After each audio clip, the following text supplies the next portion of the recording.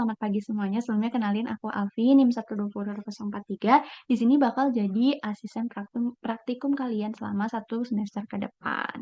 Nah, di pertemuan pertama ini kita bakal ngebahas tentang batuan sedimen klastik. Tapi sebelum itu, kita bakal review sedikit mengenai tentang sedimentologi. Apa sih itu sedimentologi? Ada yang tahu nggak sebelumnya?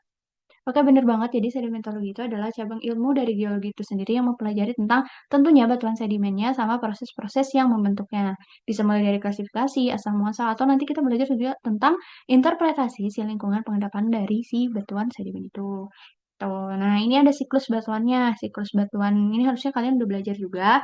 Kalau dari batuan sedimen itu sendiri, dia bisa berasal dari batuan beku, baik yang ekstrusif atau intrusif, atau dia juga bisa berasal dari batuan metamorf atau bahkan batuan sedimen itu sendiri. Yang mana syaratnya yang penting adalah dia mengalami uplift atau pengangkatan, terus dia tersingkap nih, dan dia mengalami pelapukan atau weathering gitu, bisa secara mekanik atau kimia. Terus dia tertransport, terus dia terendapkan dan mengalami litifikasi, menjadi batuan sedimen. Gitu. Oke, next. Nah, apa aja sih yang bakal kita pelajarin selama di sedimentologi ini? Tentunya kita bakal belajar deskripsi batuan, batuan sedimen tentunya kan. Ini ada banyak lah contoh-contohnya, nanti bakal kalian lihat sendiri. Ada konglomerat, breksi, ada sandstone, shale mudstone juga. Nah, masih banyak lah pokoknya batuan-batuannya banyak jenisnya. Nanti kita bakal belajar satu-satu. Terus kalian juga nih di sini bakal belajar buat deskripsi core. Pokoknya bakal seru banget. Nah, inilah ya 7 di antaranya gitu. Nanti kita ke depannya bakal belajar tentang ini. Ada bikin call start juga, granulometri, kalsimetri itu bakal seru pokoknya. Nah, apa aja yang harus dibawa itu sama kayak praktikum kalian biasanya itu ada paku, ada loop, ada magnet, ada tentunya alat tulis juga. Yang paling penting adalah komparator batuan sedimen. Pokoknya bakal kepake banget gitu. Jadi jangan lupa dibawa. Nah, lanjut. Apa sih jadi batuan sedimen klastik itu gitu. Jadi secara umum batuan sedimen klastik adalah yang mana dia memiliki material detritus. Apa sih detritus itu? Jadi kayak misalnya kalian mecahin kaca nih, kan itu ada pecahan-pecahannya. Nah, pecahan-pecahan itu atau hasil dari rombakan itu biasanya disebut sebagai material detritus. Nah, nanti jadi si pecahan-pecahan itu dia akan tadi dengan proses-proses sedimentasi, pengendapan, litifikasi menjadi suatu batuan sedimen kayak gitu. Kayak ini dia bakal memperlihatkan tekstur plastik, terus ada juga mungkin beberapa yang punya struktur sedimen juga. Terus nanti kita juga bakal belajar tentang sumber material sama lingkungan pengentapan atau diagenisanya. Ini juga ada siklusnya yang tadi udah dijelasin juga. Nah, dari batuan sedimen klasik sendiri dia punya 4 komponen penting nih. Yang pertama ada grain atau biasa disebut fragmen. Nah, fragmen-fragmen ini yang tadi kita bilang pecahan-pecahan itu. Terus ada matriks. Kalau matriks itu biasanya dia lebih halus dari butiran atau dari fragmennya itu sendiri. Jadi nih matriks-matriksnya dia halus gitu mengelilingi si fragmennya. Terus ada semen. Semen itu pengikat antara butiran atau fragmen sama matriks. Biasanya diendapkan setelah fragmen sama matriks. Kalau misalnya matriks tadi dia diendapkannya bareng sama si fragmennya. Terus ada porositas. Porositas tuh kalau misalnya gampangnya tuh kayak ada yang bolong-bolong gitu, bagian yang enggak terisi gitu. Nah, tadi dari semen sendiri tuh dia bisa berupa semen karbonat atau bisa juga oksida besi gitu, bisa juga dari silika. Kalau misalnya fragmen dia bisa jadi dari mineral atau bisa fosil juga atau bahkan bisa dari fragmen batuan sebelumnya. Nah, ini deskripsinya bakal ngapain aja. Jadi, kalian bakal mendeskripsikan pemilihan atau sortasi. Jadi, tentang keseragaman butir gitu.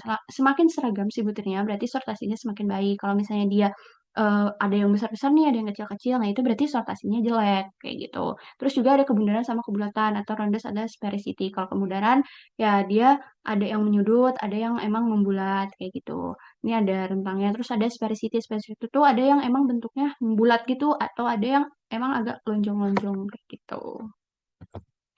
Terus bakal membahas tentang kemas atau fabrik juga. Jadi kalau misalnya kemas itu ada terbuka, ada tertutup. Kalau misalnya terbuka, dia kontak antar butirannya itu bersentuhan gitu. Jadi disebutnya biasanya matriks supported. Jadi kayak banyak matriksnya kayak gitu. Kalau misalnya kemas tertutup, dia itu kontak antar butirannya saling bersentuhan. Jadi dia biasanya disebutnya grain supported, banyak sih fragmennya gitu. Nah, ini juga buat ukuran butir yang bakal kalian pakai nanti. Ada klasifikasi Wentworth namanya. Nah, ini kan kalau misalnya diklasifikasi nggak mungkin kan kalian nanti saat deskripsi ini kayak, oh kalian ngitung nih lempung nih ukurannya 1/256, nah kan nggak mungkin ya, nggak kelihatan secara kasat mata juga. Jadi makanya itu pentingnya kalian bawa komparator. Jadi nanti dari komparator kalian bandingin nih antara komparator sama sampelnya, gitu. Makanya dibawa si komparatornya. Terus, nah ini klasifikasi batuan sedimen yang kita bahas sekarang tuh ada sedimentasi dari sedimentasi mekanis. Itu ada detritus halus sama detritus kasar. Kalau halus tuh contohnya ada lanau, lempung, ada serpih juga. Kalau misalnya kasar dia ada breksi, konglomerat, atau batu pasir.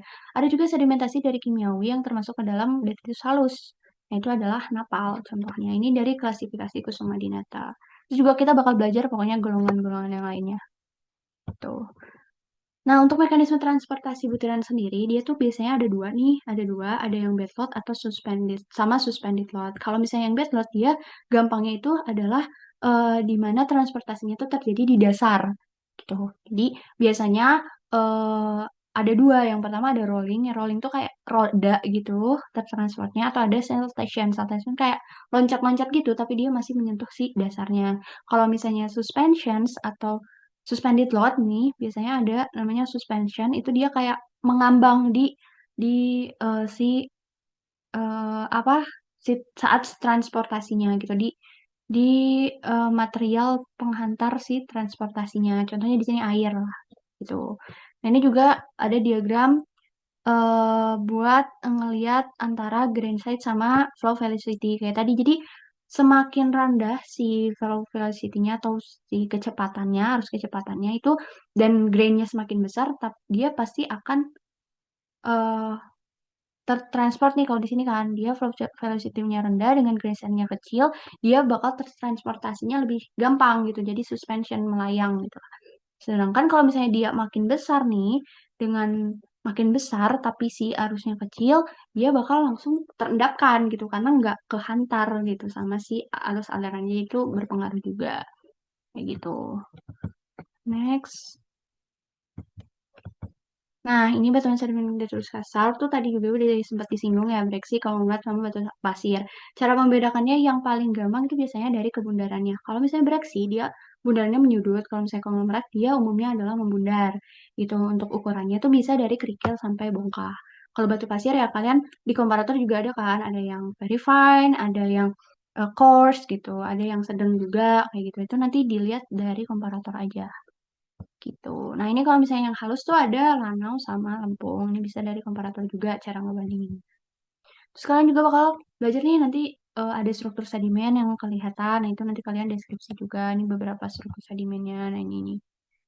Nah, ini contohnya ada laminasi, ini paralel, terus ada cross bedding, ada cross lam juga. Ini ada ripple juga. Ini ada laminasi juga nih di bawah, beda nih sama yang atas gitu. Oke, apakah ada pertanyaan? Kalau nggak ada, ini format deskripsinya. Nanti kalian kayak biasa lah ya, deskripsi biasa. Ini ada kode sampel, warna, kondisi batuan, tuh segar, lapuk, barang butir, kompakan. Nah, ini ada hard, ada variable, sama loose.